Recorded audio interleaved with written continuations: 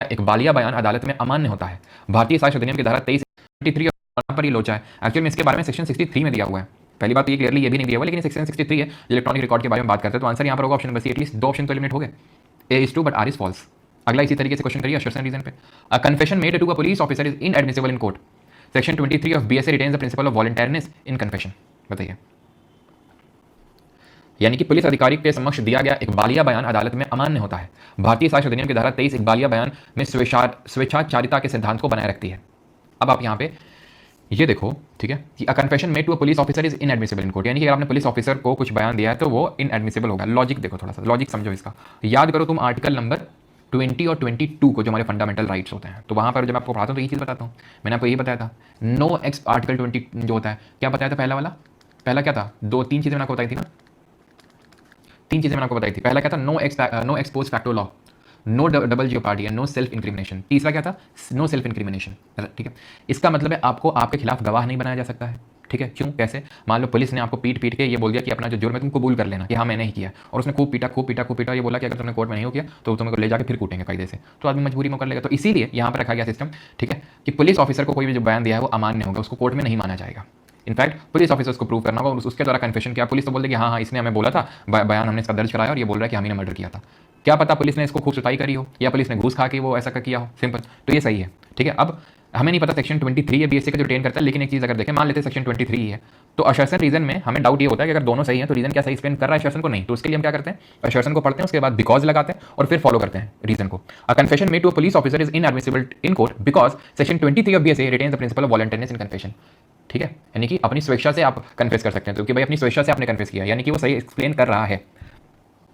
अब मैंने आपको बताया है कि अगर ऐसा लग रहा है कि अगर असर्शन को सही तरीके से एक्सप्लेन कर रहा है रीजन, तो आप कंसीडर करिए कि दोनों सही होंगे और रीजन सही एक्सप्लेन कर रहा होगा असर्शन को। ये मैं क्यों बोल रहा हूँ? क्योंकि हमें नहीं पता है, और तुम चाहे जितना पढ़ लो सारे सेक्शन याद कर लोगे क्या और उसको रिटेन कर लोगे क्या एग्जाम तक? The answer is no. तो सेक्शन 23 है, 22 है, 21 नहीं है। ठीक है, थोड़ा सा अगर आप रिस्क ले सकते हैं, तो मैंने आपको पहले भी बताया है कि अगर असर्शन को सही एक्सप्लेन कर रहा है रीजन, जो कि यहाँ पर हमें साफ समझ में आ रहा है कि कर रहा है कि क्यों पुलिस ऑफिसर को दिया गया बयान इनएडमिसिबल होगा कोर्ट में, वो रीजन सही एक्सप्लेन कर रहा है, तो उस केस में व्हाट विल डू कि हम रीजन को सही एक्सप्लेनेशन अगर है असर्शन का, तो मानेंगे यहाँ दोनों सही है और वो सही एक्सप्लेन कर रहा है। Option number A. Article 246A grants exclusive power to Parliament to make laws on GST. States have no legislative power over intra-state GST. GST Council is a constitutional body under Article 279A. ये आसान question है, बहुत difficult question ये नहीं है। ठीक है sir, NATO काम कर रहा है मेरे 20 से 22 में, मत रखिएगा। इंग्लिश वगैरह में भी जैसे सीजल मेंस हुआ था, ठीक है, कितना फायदा किया स्टूडेंट्स को मैं बता नहीं सकता हूँ। इंग्लिश के सेक्शन में बहुत फायदा किया है। Article 246A grants exclusive power, और इस बार अगर सीजल टेयर में उसी तरीके से आया जैसे पिछली बार आया था, जो कि आने के ऑलमोस्ट 99% चांसेस हैं ही, तो आप देखिएगा कितना फायदा करेगा। Article 246A grants exclusive power to Parliament to make laws on GST, है ना। एक्सक्लूसिव पावर है पार्लियामेंट को। एक्सक्लूसिव पावर क्या है? ये थोड़ा सा एक्सट्रीम कीवर्ड है। एक्सक्लूसिव का मतलब है सिर्फ पार्लियामेंट को पावर है जीएसटी को लेकर लॉ बनाने की, स्टेट के पास नहीं है। State have no legislative power over intra state GST. ध्यान से समझिएगा मेरी बात को, ध्यान से सुनिएगा मेरी बात को। अगर आपने सवाल को सॉल्व कर लिया आपने से, तो देखिएगा आपने क्या यही सोचा था या नहीं। पहला क्या बोल रहा है? ये जो अनुच्छेद है 246 का, ये बोल रहा है कि पार्लियामेंट को ही पावर है जीएसटी को लेकर लॉ बनाने के, और ये बोल रहा है कि स्टेट के पास कोई पावर नहीं है जीएसटी को लेकर लॉ। छोड़ो ना इंट्रा स्टेट जीएसटी, बोल रहा है ना ऊपर की पार्लियामेंट के पास ही पावर है GST. Intra state GST, inter state GST, फलाना ढिमका जो भी हो, अगर सही हो गया तो इसको भी सही होना पड़ेगा। अगर जीएसटी को लेकर पार्लियामेंट ही लॉ बना सकता, स्टेट नहीं बना सकता, तो चाहे फलाना हो चाहे ढिमाका जीएसटी हो, फिर तो बना ही नहीं सकता ना स्टेट। अगर ये होगा तो ये भी होगा, यानी ये होगा अगर ऐसा हुआ तो, लेकिन ये भी तो हो सकता है गलत हो। क्यों? Extreme keyword, negative connotation. तो अगर ये गलत हुआ तो ये भी नहीं होगा। ठीक है, मतलब सिर्फ यही सही होगा फिर, क्योंकि करेक्ट पूछा है, खत्म, यही। GST council is a constitutional body, और फिर भाई सबको पता है, इतना तो सबको, तुम में से सबको पता होगा ना, इतने दिन से पढ़ते आ रहे हो कि जीएसटी काउंसिल कॉन्स्टिट्यूशनल बॉडी है, तो 3 तो सही होगा ही होगा। इसका मतलब उन दोनों को गलत होना पड़ेगा।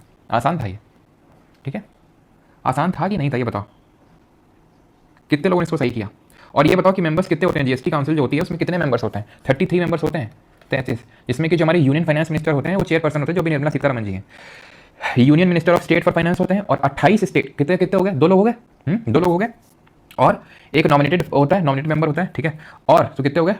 3 हो गए, है ना, 3 हो गए। बाकी 28 राज्य हैं हमारे, ठीक है। और इससे पहले दिल्ली और पुडुचेरी के पास ही एलए थी, लेजिस्लेटिव असेंबली, तो वहाँ के तो 33 हो गए। समझ में आई बात? इतनी 33 हो गए, 33 मेंबर होते हैं।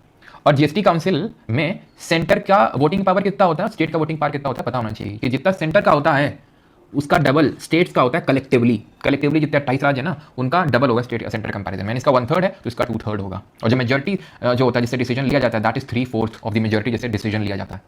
Under the BSA 2023 oral evidence must be